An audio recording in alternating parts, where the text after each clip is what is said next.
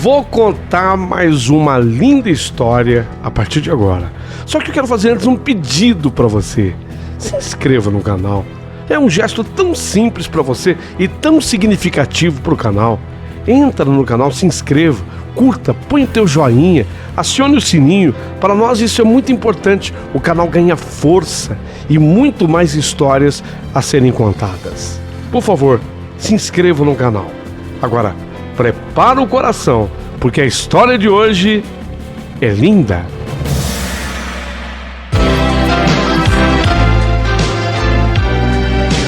Rádio Emoção. Paulinho Boa Pessoa. A verdade de cada um.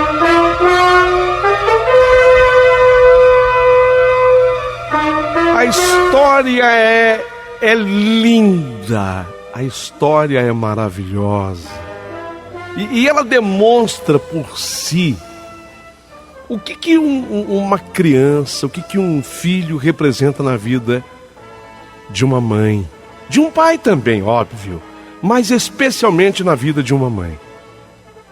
Prepara o teu coração para as coisas que eu vou contar, porque a história de hoje é uma notícia. Ouça, porque eu vou contá-la com toda a emoção.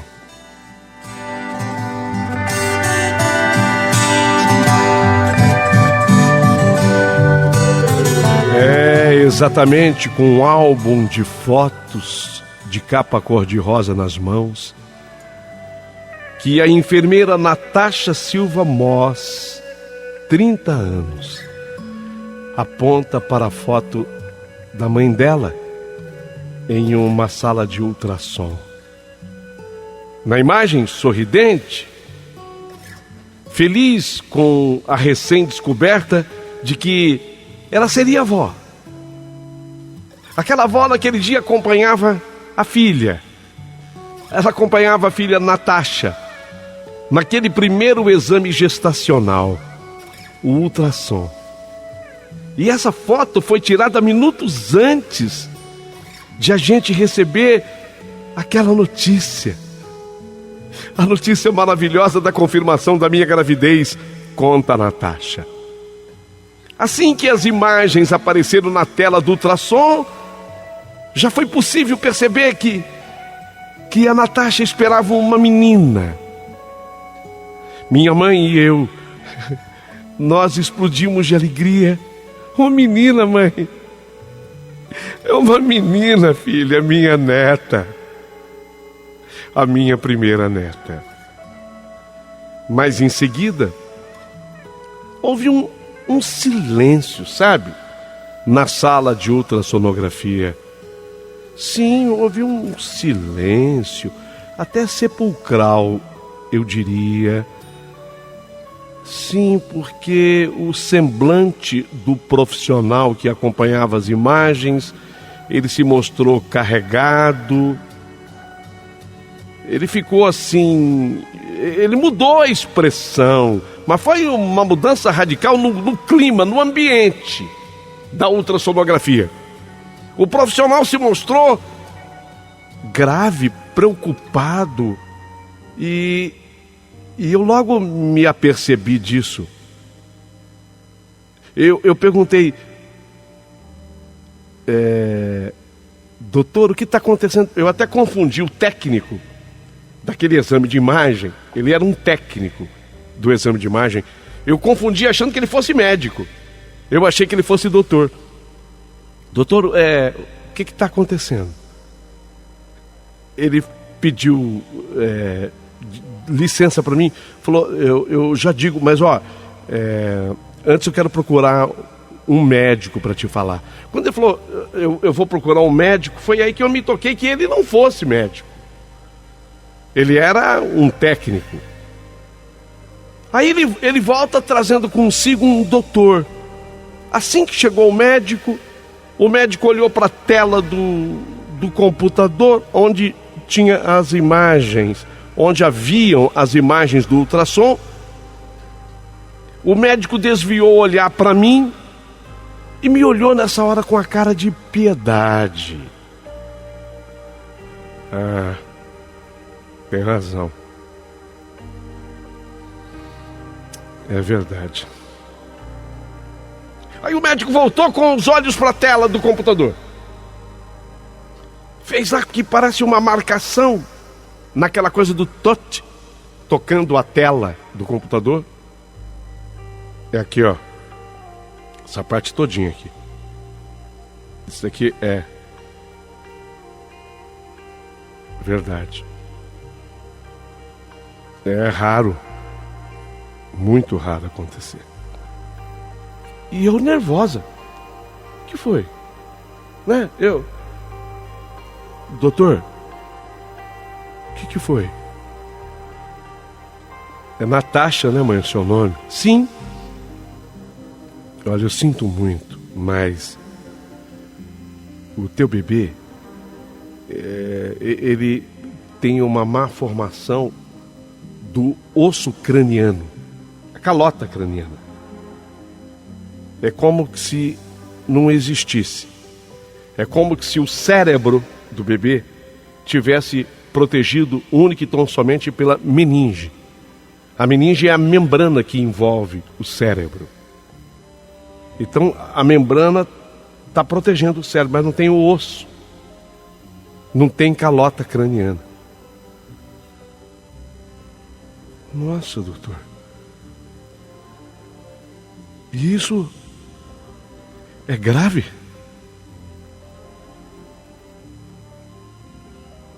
É bastante grave. É gravíssimo. A história de Natasha e de sua primeira filha poderia ser interrompida nesse momento. Ela se enquadrava em um dos 3 casos em que a legislação brasileira permite a realização de um aborto.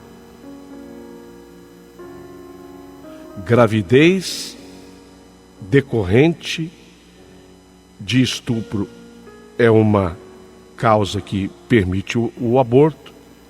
Risco de morte para a mãe, ou, como neste caso, quando feito um exame, se constata uma má formação de cérebro na calota craniana. O médico que a avaliava, a Natasha, disse para ela: olha, se a senhora quiser, a gente pode interromper a gravidez. A legislação, inclusive, a protege. Se for, lógico, da vontade da senhora. E eu olhei para o médico e falei: doutor, e eu não sei nem sei como eu tinha condição de falar, não. Mas eu consegui falar: doutor, e qual é a outra opção? Ele disse: você pode levar adiante a gravidez, mas meu conselho médico, não vale a pena, não. Não vale a pena, porque vai ser muito sofrimento para você. Só que aquilo ficou na minha cabeça. Os médicos diziam que interromper a gestação seria o mais correto, menos dolorido, mas eu questionava: menos dolorido para quem? Mais fácil para quem? Depois de algumas semanas pensando, porque eu pedi ao médico um tempo para pensar, eu tinha acabado de iniciar a minha residência na pós-graduação. Eu estava me formando em enfermeira. Eu iria trabalhar exatamente no Hospital das Clínicas da Faculdade de Medicina de São Paulo, no HC, famoso HC de São Paulo. Eu estava me formando em enfermeira.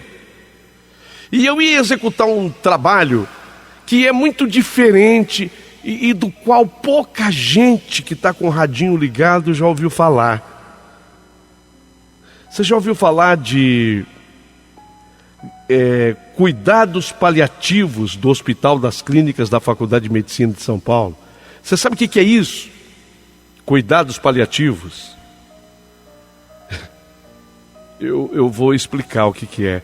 É a enfermeira que se prepara para trabalhar num grande hospital, como é o caso do HC de São Paulo, para dar notícia para a família de que aquele paciente não tem mais solução para ele.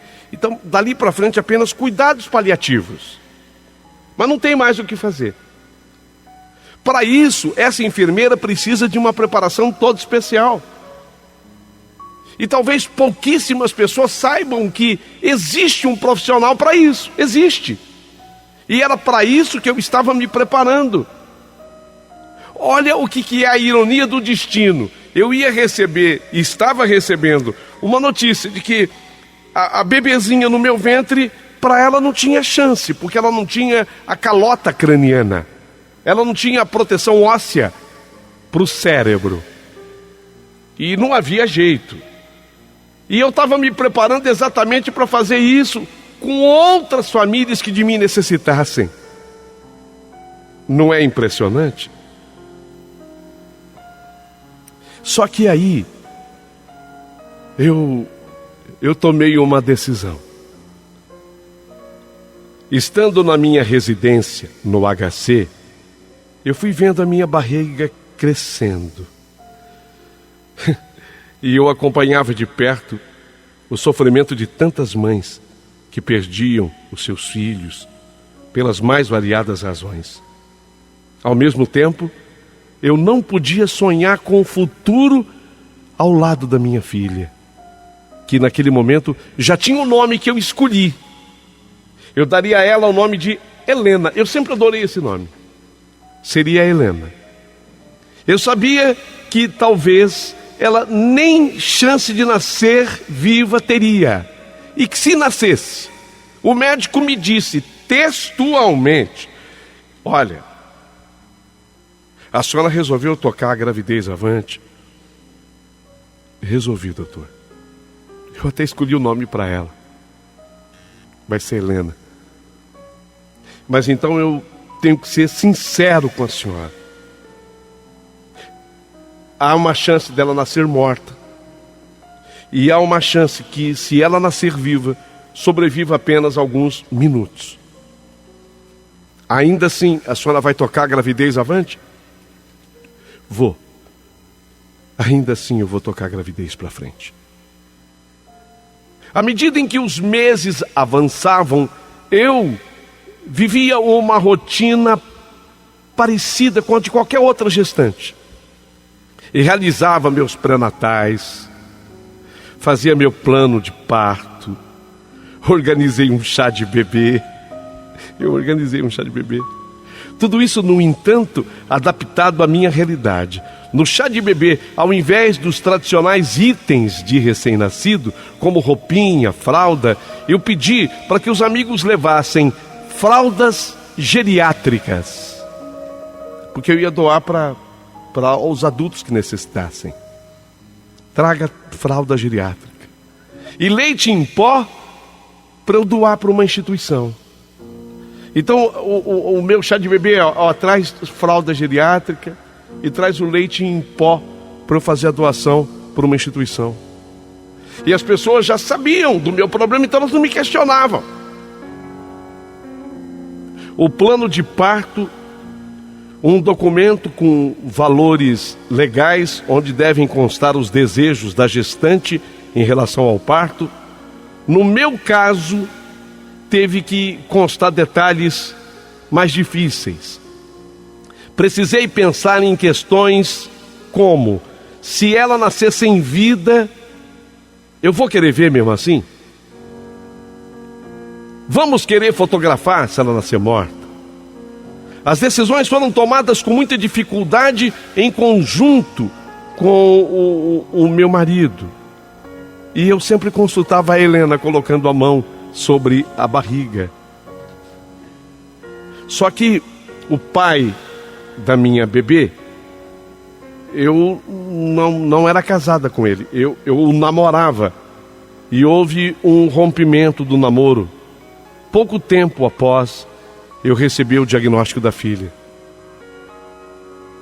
Não devia haver um acordo na decisão dela, da Natasha. Mas também fazia parte do acompanhamento pré-natal, as consultas com profissionais especializados em cuidados paliativos, que era exatamente o que eu ia fazer, que eu estava me preparando para fazer, do HC. Esse serviço para o qual eu estava me preparando para realizar e que eu divulguei hoje, os cuidados paliativos, que é quando uma enfermeira dá a notícia para uma família que o paciente não tem mais condição, ele não vai sobreviver. Esse serviço existe desde 2017 para cá. É novo, é um trabalho, é um serviço novo que o HC presta. 2017 para cá. É um dos poucos no nosso país, viu? Consiste em acolher mães que gestam bebês com más formações ou com formações graves e que em muitos casos terão tempo de vida limitado com o nenê. Elas chegam com muito medo, essas mães. Conta inclusive a senhora Joelma Queiroz Andrade, obstetra, e responsável pelo serviço, que recebe mulheres do Brasil inteiro. Por isso, o mais importante aqui não é o diagnóstico, mas sim acompanhar essas gestantes e fazer uma programação do parto, porque esse é um momento muito delicado e que todos temem. Comigo não foi diferente, não. Comigo não foi diferente. Todos os dias, quando eu ia dormir, eu pensava: obrigada, Senhor, por mais um dia. A minha filha está comigo, está no meu ventre, porque ela mexia. Eu entendia o seguinte: o cérebro dela funcionava bem, mas não tinha o osso, a calota craniana para proteger. Ao final da gestação, eu já pensava que era um dia menos com ela. Porque enquanto ela estava na minha barriga, eu a tinha. Mas um dia menos, era um dia menos para eu ficar com ela. Por isso, eu fui ressignificando coisas. Por exemplo, eu sabia que eu não daria banho na minha filha. Eu sabia disso. Então, todos os dias, eu dedicava 5 minutos do meu banho para ela. O que eu fazia? Eu ensaboava toda a minha barriga como se eu estivesse dando banho nela. Eu pegava assim a minha barriga, como se eu pegasse um bebê, um bebezinho no colo. Faltando mais de um mês para a data prevista para o parto, a bolsa se rompeu. Seguindo o meu pedido, o parto foi uma cesariana. Não podia ser natural, porque se fosse natural o parto, ela morreria, porque o bebezinho nasce apontando a cabecinha, ela não tinha proteção do osso, então não podia ser um parto normal. Ela não suportaria a pressão do nascimento no crânio, que não existia. Então o parto é uma cesariana. Inclusive eu tive que discutir com um dos médicos que insistia para que fosse parto natural. Não, doutor, não, por favor. Parto natural é certo que ela vai nascer morta. Tudo bem, mas é a natureza, tem que respeitar a natureza. Não, doutor, neste caso eu posso tê-la com vida pelo menos uns minutos. Me dá esse direito. Por favor, me dá esse direito. E a equipe médica, com bom senso, achou que eu estava certa. Não, ela está certa. Pelo menos ela tem a chance da bebê sobreviver um pouquinho. A equipe também permitiu que o meu irmão e o pai, o meu namorado, que agora era ex, o pai de Helena, estivessem presentes na sala de parto. Eles quiseram estar. Tanto o meu irmão quanto o meu ex-namorado. Pela legislação, a mulher tem direito a somente um acompanhante. Só que, como o meu caso era especial, eu pedi para que os dois pudessem entrar. O momento do parto foi de uma paz, que eu estava totalmente consciente. Eu me lembro de tudo.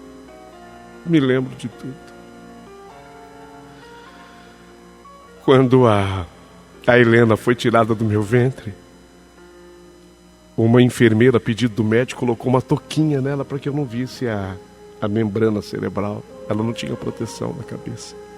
Então colocaram uma touquinha nela, devido à má formação, para que ela não pudesse ser vista assim.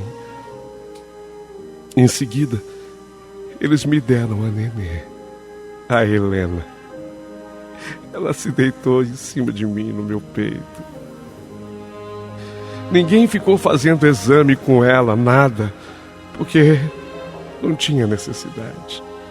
Apenas permitiram que nós tivéssemos aquele momento a sós. Enquanto a nenê estava comigo, deitada sobre o meu peito, eu fazia assim carinho nas costinhas dela e dizia: minha filha, a mãe te ama. Minha filha, a mãe te ama. A mãe te ama e você é tudo para mim, tá? O médico perguntou, religioso que era: você quer batizar a nenê? Eu olhei pro médico e falei: batizar? Você quer? Mas, doutor, não tem nenhum padre aqui, nenhum pastor. Ele falou: eu sou bastante espiritualizado, eu tenho muita fé em Jesus. Se você quiser, eu batizo para você. Pode? Pode sim. Quer? Quero. Ele pegou uma seringa, ele colocou um pouquinho de água na seringa.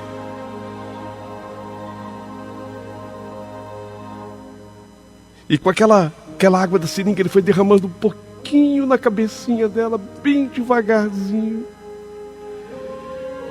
E foi dizendo: eu te batizo, Helena, em nome do Pai, do Filho e do Espírito Santo.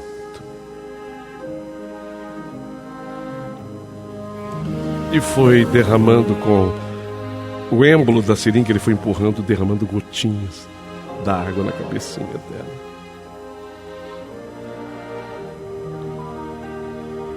Foi um momento de muita emoção.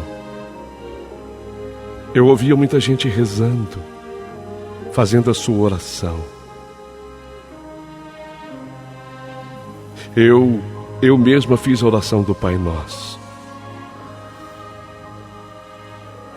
Era minha mãe, a mãe do Guilherme, a mãe do Guilherme. Guilherme era o meu namorado, o pai da Helena, a prima dele. As pessoas agora tinham entrado ali no momento do batizado e rezavam comigo: o Pai Nosso que estás no céu, santificado seja o vosso nome.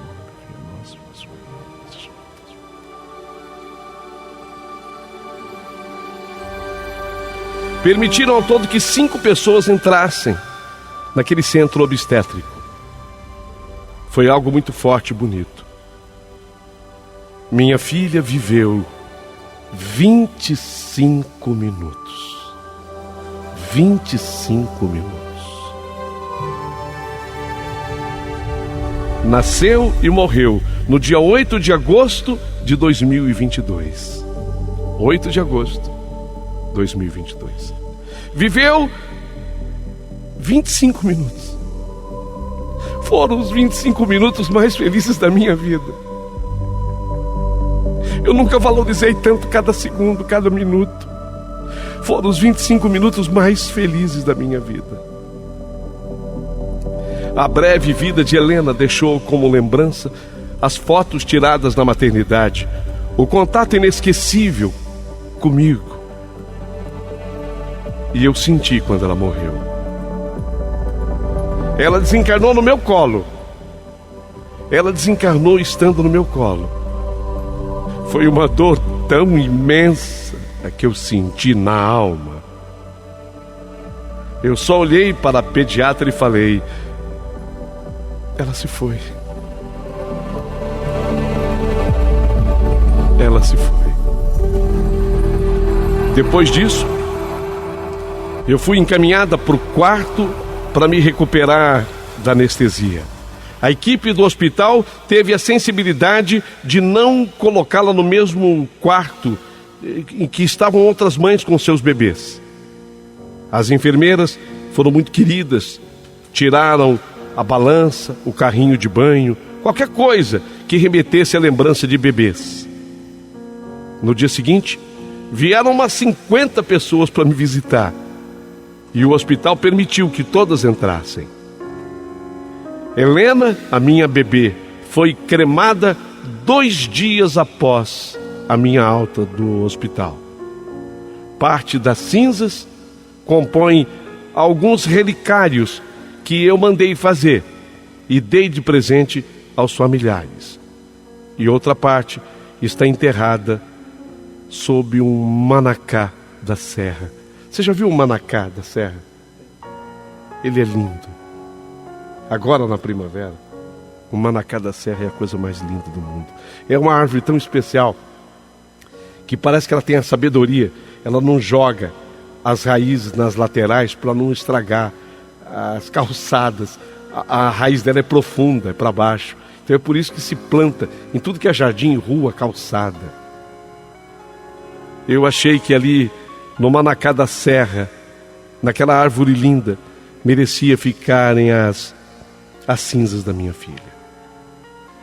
Esse manacá está num cemitério em Botucatu, interior de São Paulo.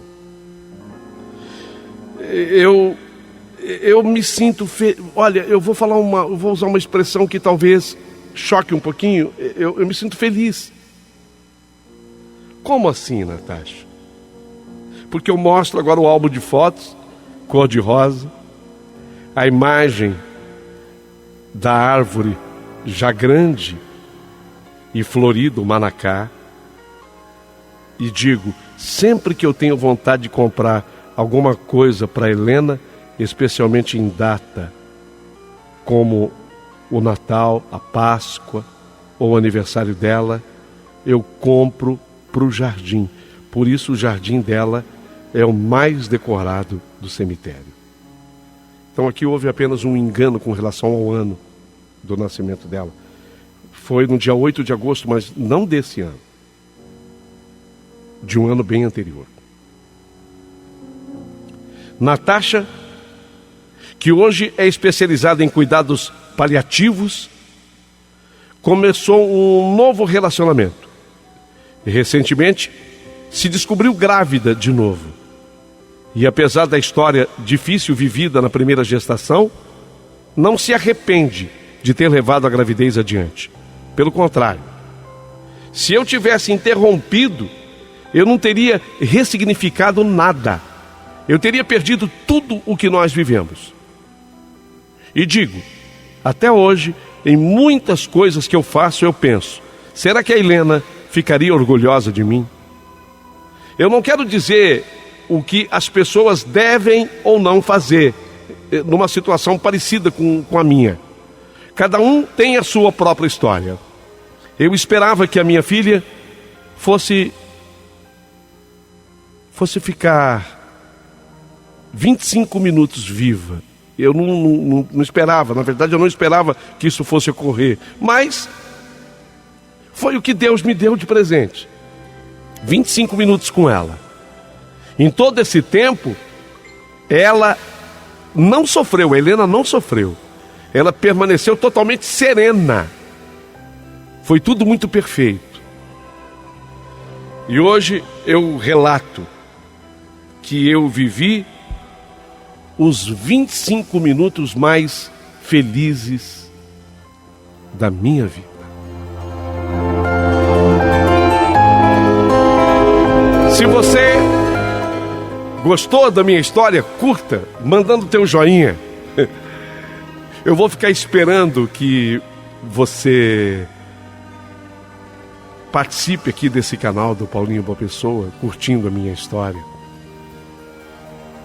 Enviando o seu comentário através dos comentários abaixo do vídeo. E quem estiver acompanhando pelo rádio, que por favor mande também o seu WhatsApp a partir de agora. Essa é a minha história, acontecida no Hospital das Clínicas, onde eu trabalho hoje. Eu estou trabalhando aqui, eu faço o meu serviço.